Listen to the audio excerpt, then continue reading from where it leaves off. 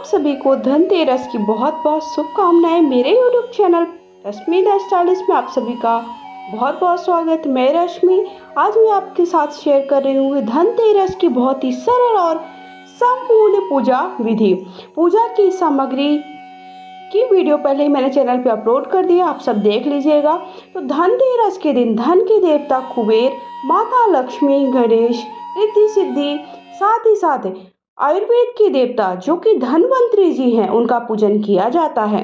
तो आप सभी को पूजा कैसे करनी है इसकी सबसे सरल विधि मैं आप सबके साथ शेयर करूंगी। सबसे पहले एक जगह पर आप देख लीजिए, धनतेरस साल 2024 में 29 अक्टूबर के दिन मनाया जाएगा, रखा जाएगा। उस दिन आपको कई चीजें खरीदना शुभ होता है, जिससे कि आप सोने चांदी के आभूषण है, नया मकान खरीदने वाले हैं।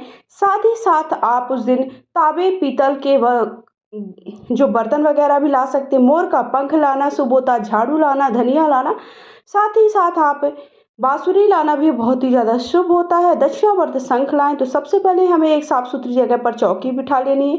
चौकी बिठा करके माता लक्ष्मी, कुबेर, साथ ही साथ धनवंतरी जी की कोई भी फोटो वगैरह है वो रख लीजिए। नहीं है तो माता लक्ष्मी गणेश की फोटो मूर्ति रख लीजिए। और धनवंतरी जी और साथ ही साथ कुबेर भगवान को आप एक मौली लपेट करके सुपारी में मौली लपेट लेना। उनका भाव लेते हुए आपको एक पान के पत्ते पर रख देना है, तो वो आपके हो जाएंगे धनवंतरी जी और कुबेर भगवान। मेन आज के दिन धनवंतरी और कुबेर भगवान का ही पूजन किया जाता है, जो चाहते हैं कि आपके घर में धन की हमेशा आवक बनी रहे, धन हमेशा घर पे रहा है, धन संपदा बनी रहे। साथ ही साथ आपको किसी भी प्रकार की बीमारियों का सामना ना करना पड़े, क्योंकि आप कितना भी कमा लेते हैं लेकिन उससे ज़्यादा अगर आप गवा देते हैं तो आपका पैसा कहीं भी नहीं दिखता। बहुत कमाई तो आपकी हो रही है लेकिन आपको कोई ना कोई घर पर कोई ना कोई मेंबर बीमार रहता है, तो कितना भी पैसा आता है लेकिन वो टिकता नहीं है। तो इसके लिए हमें धनवंतरी जी का पूजन आज के दिन जरूर करना चाहिए और लक्ष्मी का हमेशा वास बना रहे, इसलिए लक्ष्मी और कुबेर भगवान का पूजन करना चाहिए। तो सबसे पहले चौकी बिठा करके मैंने एक देखिए आज के दिन चौमुखी अर्थात 4 मुख वाला दीपक जलाना होता नहीं है।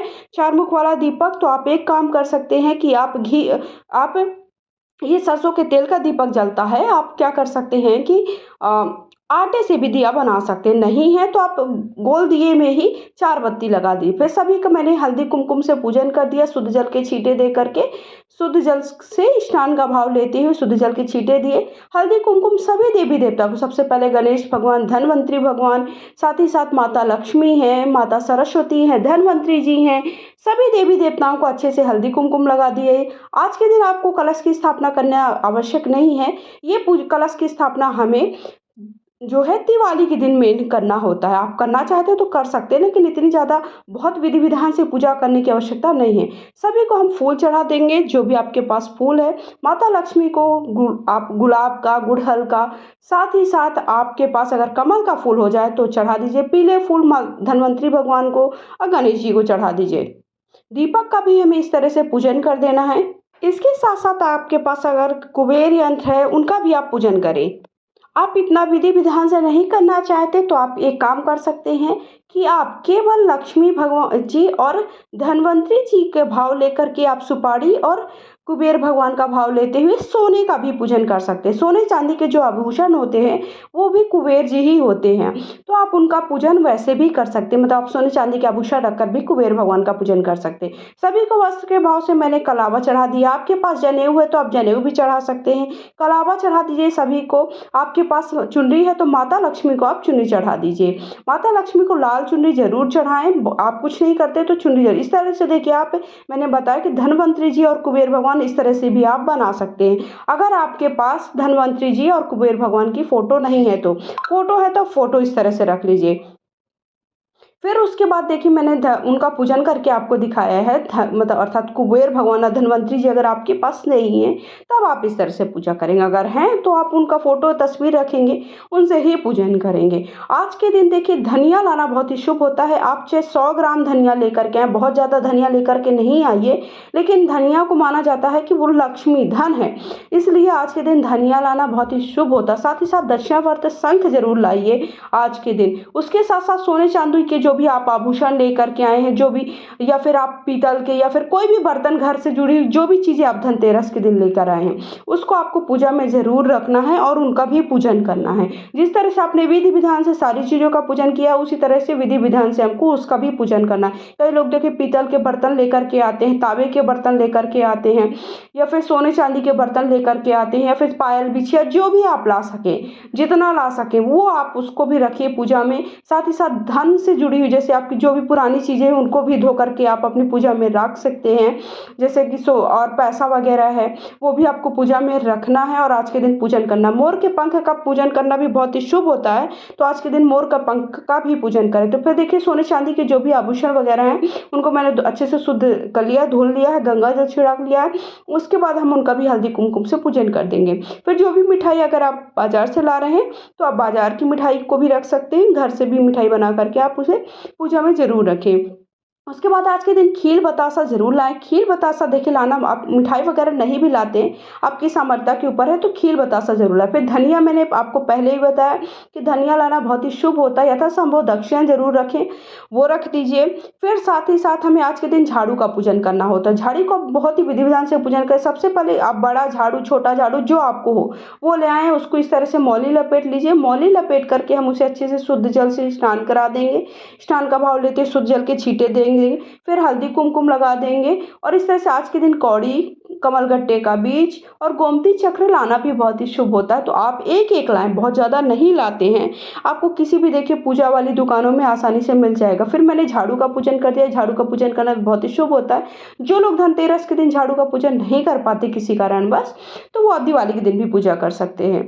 फिर उसके बाद धनवंतरी जो आयुर्वेद के देवता होते हैं, उन्हें आयुर्वेद से जुड़ी जो घर पर आप जैसे मसाले वगैरह प्रयोग करते हैं, जैसे हल्दी की गांठ है, साथ ही साथ आप अदरक है और लहसुन वगैरह भी है, लेकिन लहसुन हम पूजा में नहीं रखते इसलिए मैं आपको नहीं दिखा रही हूँ। करी पत्ता है, तुलसी है, नीम है और केले का पत्ता है, और साथ ही साथ जैसे आम के पत्ते को भी कई लोग चबाते हैं, और अमरूद के पत्ते, तो इनको आपको पूजा में रख लें। दालचीनी वगैरह, तेज पत्ता है, एक हल्दी की गांठ पूजा में चढ़ा दीजिए। फिर साथ ही साथ हमें इत्र सभी को लगा देना है। माता लक्ष्मी को सुहाग की सामग्री चढ़ा दीजिए, जितनी हो उतनी चढ़ा दीजिए, बहुत ज़्यादा आपको लाने की आवश्यकता नहीं है। 3-5 जो भी हो, जैसे चूड़ी है, चुनरी है और बिंदी है और सिंदूर है, इतना जरूर चढ़ा दे। फिर एक पान के पत्ते में हम एक बतासा, लौंग और एक इलायची, उनका मुख शुद्धिकरण करा देंगे। आप चाहें तो हवन भी कर सकते हैं या स्किप कर सकते हैं। तो इस तरह से हमें धनतेरस की देखिए पूजा करनी होती है।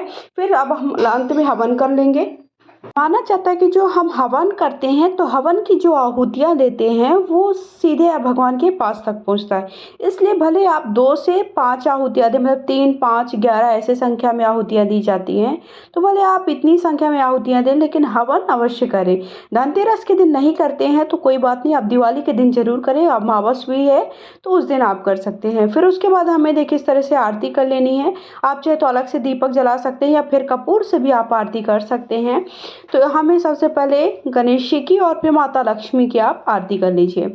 तो अब इस तरह से हमें धनतेरस की पूजा करनी। जो हमने भोग प्रसाद समर्पित किया वो भोग प्रसाद घर के सभी सदस्यों में वितरित कर दीजिए। देखिए जो लक्ष्मी पूजा और धनतेरस की पूजा होती है उसमें जो हम भोग प्रसाद माता लक्ष्मी के सामने समर्पित करते चढ़ाते हैं वो हमें किसी और को नहीं देना होता है। फिर उसके बाद आप खील बतासे का भी भोग घर के सभी सदस्यों को वितरित कर दीजिए। जो आपने चौकी में जैसे फूल वगैरह, फूल पत्तियाँ चढ़ाई थी, वहाँ पे मिट्टी विसर्जन कर दीजिए। साथ ही साथ जो आपने जैसे धन्वंतरी जी को जो भी आयुर्वेद की चीज़ें रखी थी वो सब आप घर के प्रयोग में ले लें। माता लक्ष्मी की या धन्वंतरी जी की फोटो को वापस पूजा में रख दीजिए। सुहाग की सामग्री को घर के सभी सदस्य ही प्रयोग में लाएं। दिए को फिर से आप रख दीजिए, फिर से प्रयोग में ला लेना है। माता लक्ष्मी झाड़ू को हमें क्या करना है कि घर पर ही पूजा स्थल पर रख देना है, क्योंकि हम दिवाली के दिन भी इसी से पूजा करेंगे। जो आपने जल लोटे का रखा है उसे आप चंद्र भगवान या सूर्य भगवान को अर्घ्य दे दीजिए और दूसरे दिन हमें इसको चौकी को उठाना है। तो आई होप आप सभी को सारी जानकारी मिल गई है, वीडियो पसंद आया है। सोने चांदी के आभूषण को फिर से आपको अपनी तिजोरी में रख देना है और जो कमरगट्टे के बीज वगैरह वो भी आप पूजा स्थल में फिर से रख लीजिए। आप चाहें तो देखिए जो आप पोटली बनाते हैं वो भी बना करके रख सकते हैं। आई होप अगर वीडियो पसंद आया तो जय माता लक्ष्मी, हर हर महादेव, वश लिखें।